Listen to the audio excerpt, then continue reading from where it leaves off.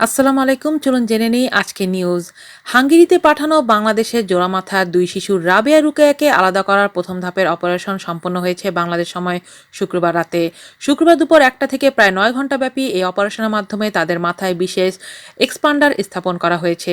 Doctor Greg পাতাগির নেতৃত্বে অপারেশনের মূল টিমের সার্জন ছিলেন ৫ জন, যাদের মধ্যে বাংলাদেশের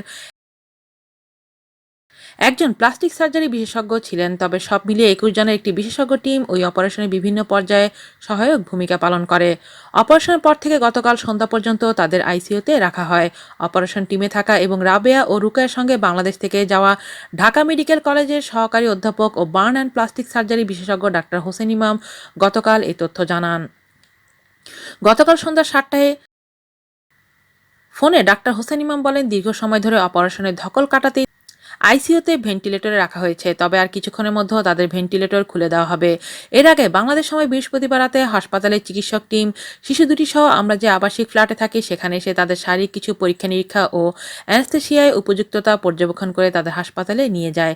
সেখানে দফায় দফায় অপারেশনের মহড়া দেওয়া হয়। তিনি জানান, এই প্রাথমিক অপারেশনটি সফলভাবে শেষ হওয়ার মধ্য দিয়ে এই জোড়ামাথা শিশুদের আলাদা করার পথে বড় এক ধাপ অগ্রগতি সাধিত হয়েছে।